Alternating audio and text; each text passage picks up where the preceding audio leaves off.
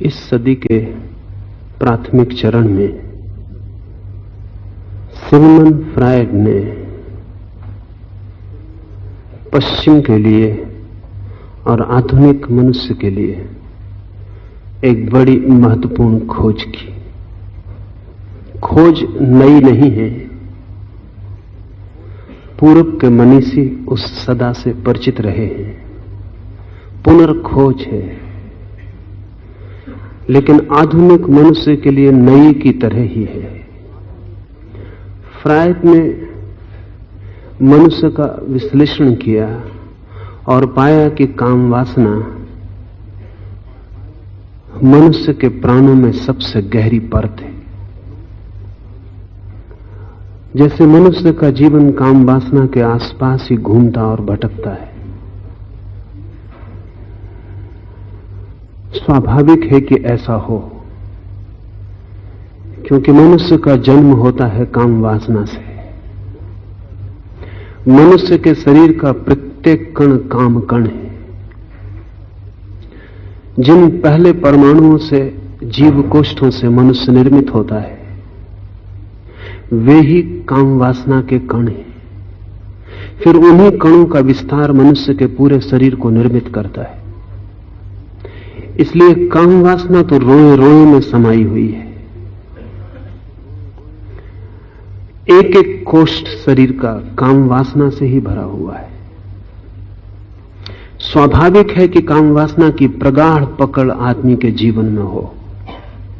वो जो भी करे, जिस भांति भी जिए, जो भी सोचे, स्वप्न देखे, उन सब में कहीं ना कहीं काम वासना मौजूद होगी। फ्रायड की ये खोज तो कीमती है।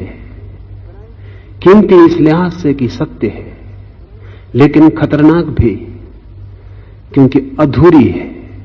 और अधूरे सत्य असत्य से भी ज्यादा खतरनाक हो जाते।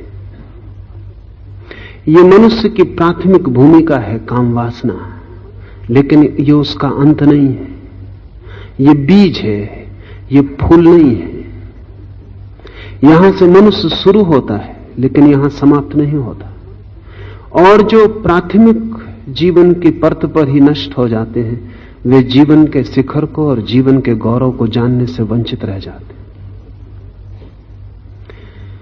ईसाइयत ने बड़ा विरोध किया फ्रायड का। वो विरोध निकम्मा साबित हुआ, क्योंकि उस विरोध में सिर्फ भय था, सत्य नहीं था।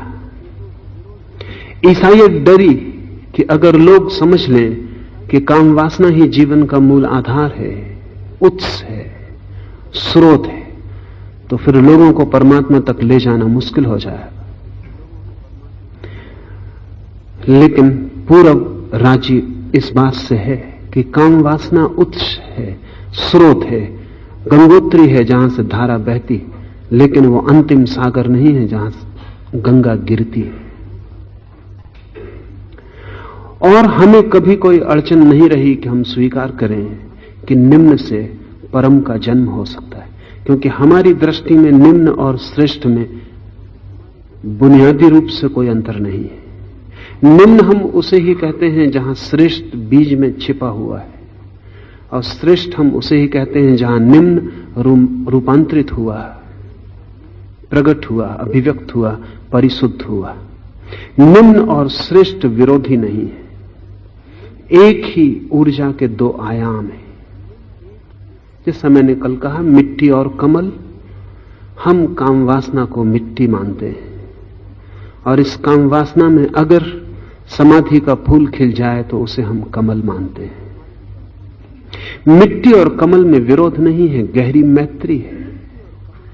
कला आनी चाहिए मिट्टी को कमल बनाने की।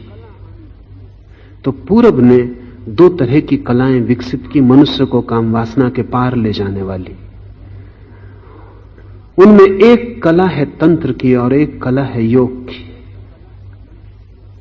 तंत्र कहता है जहर का उपयोग अमृत की तरह किया जा सकता है, और तंत्र कहता है जो विकृत है, जो रुग्ण है, उसे भी स्वस्थ किया जा सकता है। जहां जीवन नीचा मालूम पड़ता है, उस नीची सीढ़ी का उपयोग भी ऊपर चढ़ने के लिए किया जा सकता है। पत्थर भी, मार्ग के रोड़े भी सोपान बनाए जा सकते हैं। तो तंत्र निषेध नहीं करता काम वासना का, और तंत्र कहता है काम वासना का इस भांति उपयोग किया जा सकता है कि उसके उपयोग से ही व्यक्ति उसके पार चला जाए। योग ठीक दूसरे तरफ से खोज करता है। योग कहता है काम वासना के उपयोग की भी कोई जरूरत नहीं है।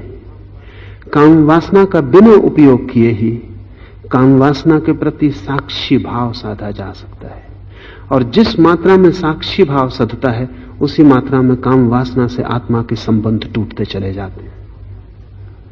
ये दोनों परंपराएं बिल्कुल विपरीत हैं और बिल्कुल एक ही मंजिल पर ले जाती।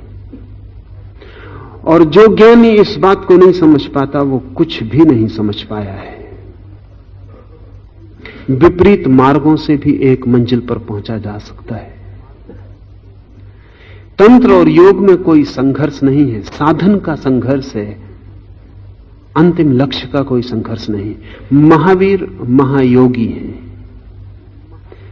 इसलिए महावीर तंत्र की किसी प्रक्रिया के समर्थन में नहीं है। महावीर कहते हैं काम वासना जैसी है उसका बिना उपयोग किए छोड़ देना जरूरी है। वे कहते हैं जितना उपयोग किया जाए उतना ही डर है कि आदत प्रगाढ़ होती चली जाए। उनका भय भी ठीक है।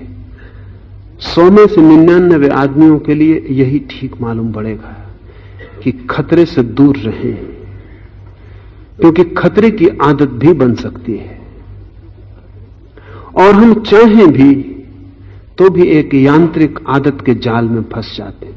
अधिक लोग काम वासना में इसलिए उतरते हैं कि वो एक रोज की आदत हो गई है। कुछ रस भी नहीं पाते, कुछ सुख भी नहीं मिलता। शायद काम वासना से गुजर के दुख ही मिलता है, विषाद मिलता है, रुग्णता मिलती है, और ऐसा लगता है कुछ खोया। लेकिन फिर भी एक बंधी हुई आदत है और आदमी उस आदत के पीछे दौड़ा चला जाता है। महावीर कहते हैं कि कठिन है ये बात कि आदमी काम वासना के बीच काम वासना का उपयोग करके पार हो सके, क्योंकि काम वासना इतनी प्रगाढ़ है, उसका पंजा इतना मजबूत है।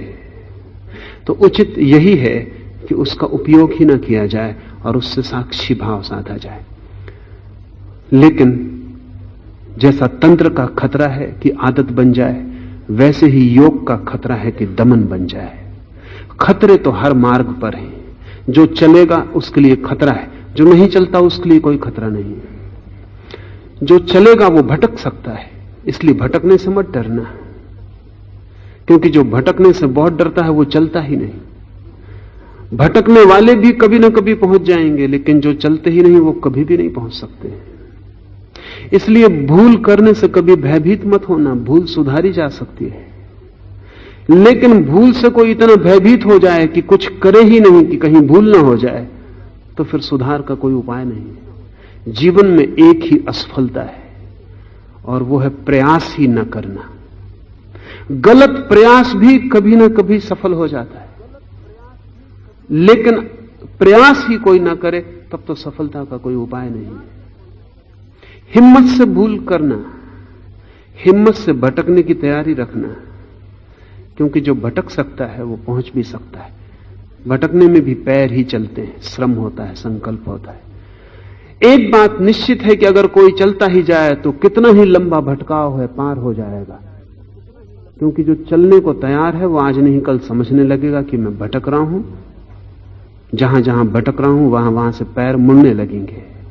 तंत्र का खतरा है कि हम अपने को धोखा न दे लें, कि हम सोचें कि हम काम वासना का उपयोग कर रहे हैं, और उपयोग कर करके हम धीरे धीरे मुक्ति की अवस्था में पहुंच जाएंगे, और ये काम वासना हमारी आदत बन जाए, और निकलना तो दूर हो, हम और इसमें गहरे जाल में फंसते चले जाएं। क्योंकि जितना अभ्यास होता चला जाता है उतनी आदतें जंजीर की तरह मजबूत होती चली जाती। योग का भी खतरा है। योग का खतरा है कि साक्षी भाव के नाम पर कहीं हम दमन न करने लगे, कहीं हम वासनाओं को दबा ना लें, क्योंकि दबी हुई वासनाएं जहर हो जाती और दबा हुआ चित्त बुरी तरह कामुक हो जाता है। आप जान के हैरान होंगे, साधारण मनुष्य इतना कामुक नहीं होता जितना दमित व्यक्ति कामुक हो जाता है। और दमित व्यक्ति को सब तरफ काम वासना ही दिखाई पड़ने लगती, क्योंकि जो आप दबाते हैं उसकी परत आपकी आंख पे फैल जाती, वो आपका चश्मा बन जाता है। और काम वासना दबाया हुआ आदमी खोद खोद के जगह जगह काम वासना देखने लगता है। मैंने सुना है मुल्ला नसरुद्दीन की पत्नी ने पुलिस में रिपोर्ट की कि मेरे मकान के पास ही जो नदी बहती है वहां कुछ युवक नग्न स्नान कर रहे हैं। मेरे चौके की खिड़की से वो मुझे दिखाई पड़ते हैं। ये बर्दाश्त के बाहर है, ये अशोभन है, अश्लील है। पुलिस को तत्क्षण कुछ करना चाहिए। पुलिस आई, युवकों को समझाया। युवक पहले तो थोड़े रुष्ट हुए, फिर राजी हो गए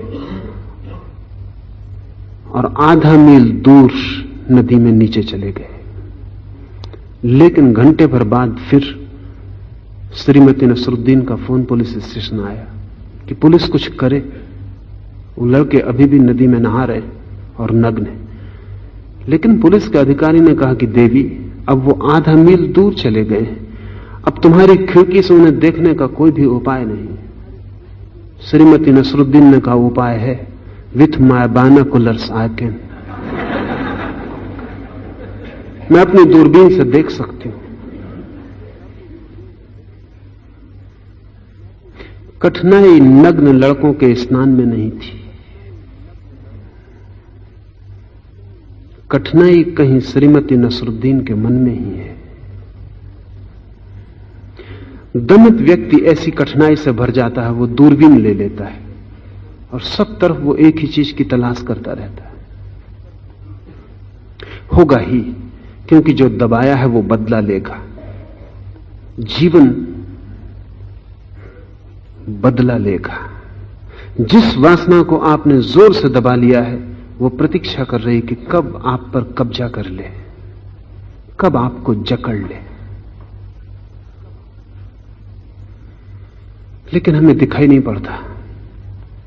योग का खतरा हमें कम दिखाई पड़ता है, तंत्र का खतरा ज्यादा दिखाई पड़ता है।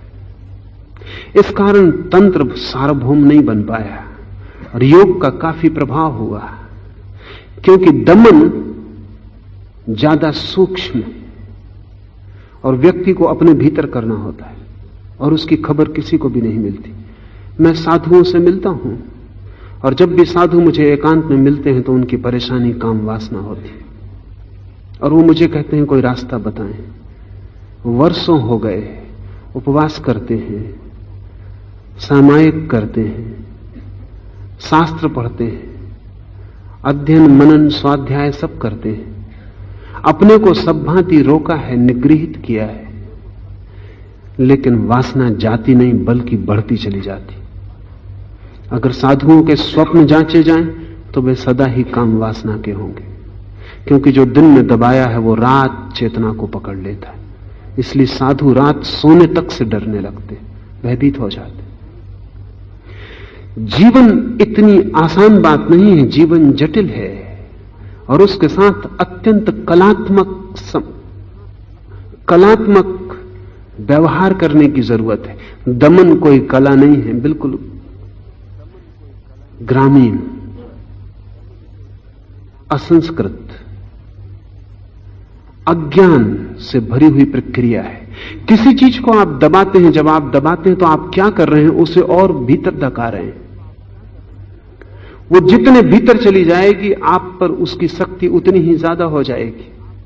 इसलिए ये अक्सर हो जाता है कि जो लोग काम वासना में ही जीते रहते हैं वो धीरे धीरे काम वासना से ऊब जाते हैं, उनका रस चला जाता है। लेकिन जो लोग काम वासना से लड़ते रहते हैं, मरते दम तक उनका रस नहीं जाता। साधारण ग्रस्त जीवन की साधारण धारा में बहते बहते एक दिन ऊब जाता है, लेकिन साधु नहीं ऊब पाता, क्योंकि उबने का उसे मौका ही नहीं मिला। उसकी वासना ताजी और जवान बनी रहती है, मरते दम तक वासना उसका पीछा करती।